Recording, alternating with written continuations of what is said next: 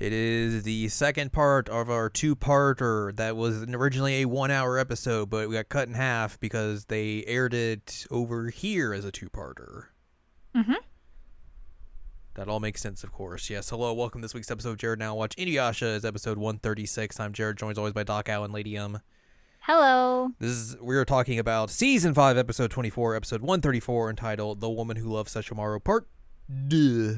Duh. Yeah, we got the second half of this episode where not a whole lot happens, and it's not a whole lot that you really are like, man, I'm gripped by this drama. No, and I thought that she turned into bubbles instead of dust. I think there is some interesting things here. It's basically near the end, I think. And it's basically some of the same stuff they've been doing in the canonical stuff. So it's nothing like new or anything. It's just kind of a little bit of an extension of that stuff. But yeah, all the stuff with like Sarah and her backstory, and then the whole bait and switch with that just was whatever. Yeah. So there's that. But yeah, we begin this episode where we ended up last week. Sesshomaru showed up. Sarah has stolen the Tetsaiga. Inuyasha is very upset. He's like, "This is all your fault, Sesshomaru." And Sesshomaru's like, "Get out of the way. This doesn't involve you. Hey, I don't want this sword like this. What did you think this is my desire? You're dumb." Anyways. Also just kills her bird. Get out of here, bird. I'm going to go fly away on my orb. Is it cool? There he goes. Goodbye.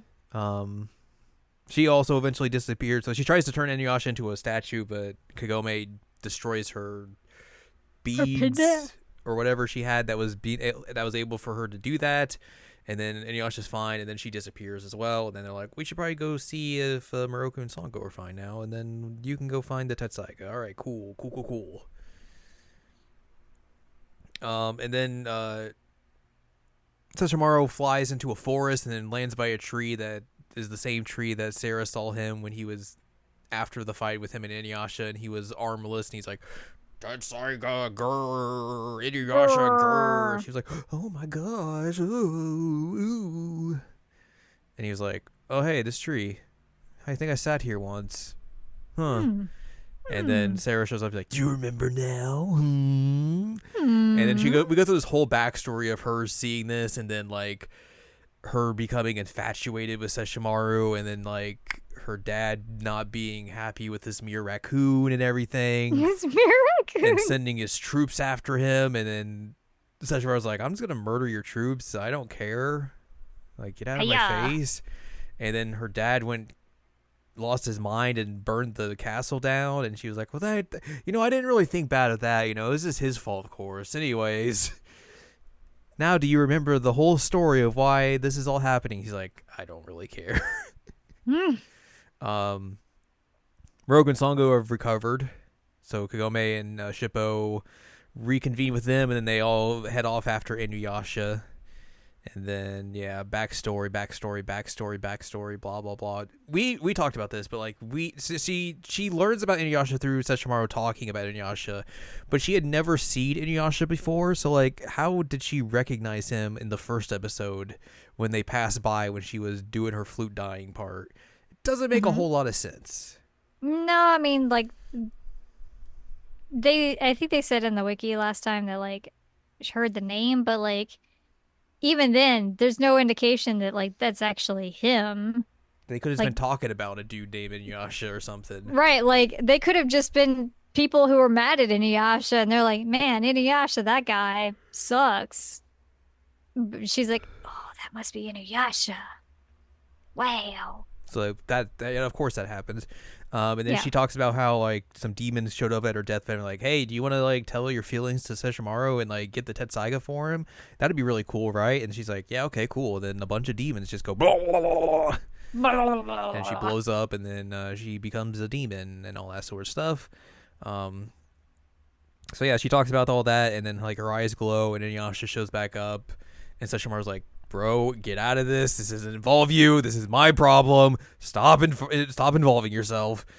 And then he's also like, yeah, I understand that I know what your true form is now. You're just you're a little freak. And then she turns into a bunch of demons and then reveals her true demon self, which is just a bunch of demons who tried to kill Sesshomaru for some reason. Uh, who Sure. knows why? So that happens, and it's like, "Arr!" And a Brr. bunch of demons are being flung about everywhere, and Inuyasha's trying to fend them off because Kagome and the gang are here now. Um, Sesshomaru is trying to defeat this demon, and the Tokijin's like not doing anything. He's like, oh, that sword is filled with malice and hatred. It helps us regenerate. Ha ha ha ha ha ha ha.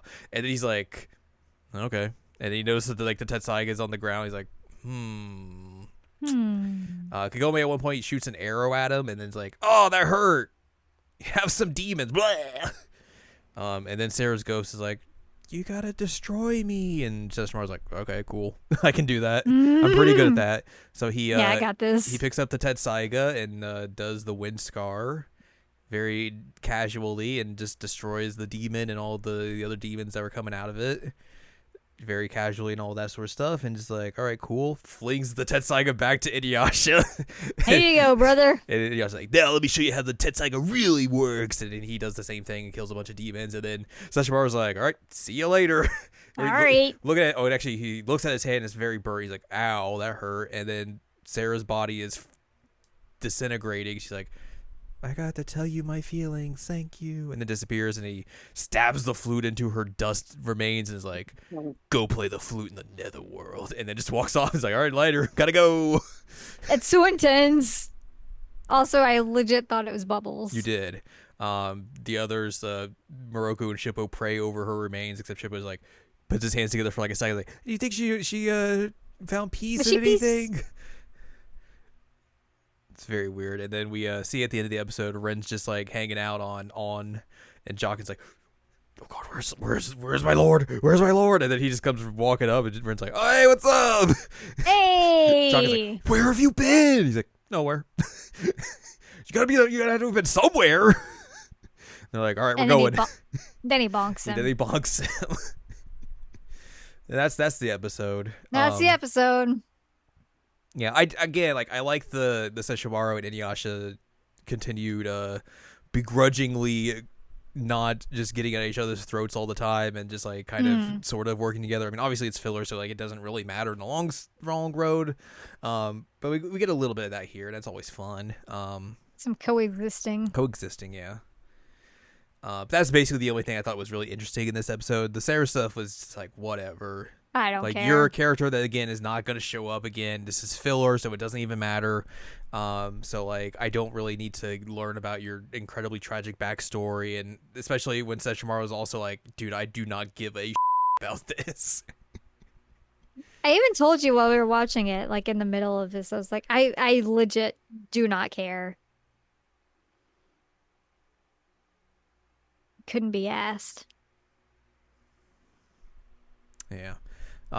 We have the same errors in this episode as the one from last week with the swords, and you were like, oh, hey, I see the sword now. I saw that this time. Yeah. We got a few notes here, which is just, hey, this episode is a 1 hour special, which we've talked about ad nauseum at this point. Yep. Sesshomaru again making it clear if he were to claim the Tetsaiga, he'd do so personally without trickery.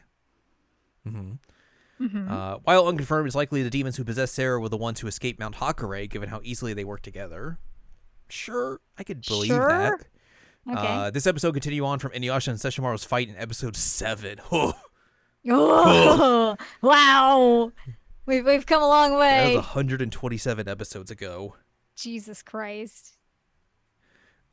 This pertains to the English dub, I guess, but the flashbacks to Sesshomaru's full demon form have David K providing roar effects. However, in the case in episode 7, animal growls were used. So I guess they had him go in and redub that. Oh, interesting. This has the Japanese name. What is this? The Backlash Wave. It says Backlash Wave, I guess mistaken with the Wind Scar in this episode. With Kagome's Sacred Arrow is likely an overlooked mistake, as humans and demonic powers cannot be combined in such a way as confirmed by Kanade in the 4th movie. In fact, the attack is anime only. Actually, They show it in the opening. yes, but also this is in the video game. It's in the video game. They show it in the literal opening of the series for this version of it. Also, 4th movie, non-canonical. Exactly. Which game is this? Feudal Inuyasha Feudal Combat, where you can do the Backlash Wave and Kagobe's Arrow together as a special attack. Thank you very much. I think it's technically the wind scar in the game. I mean, I guess it would be the same difference because they're saying like He yells wind scar in this. they can't do attacks together.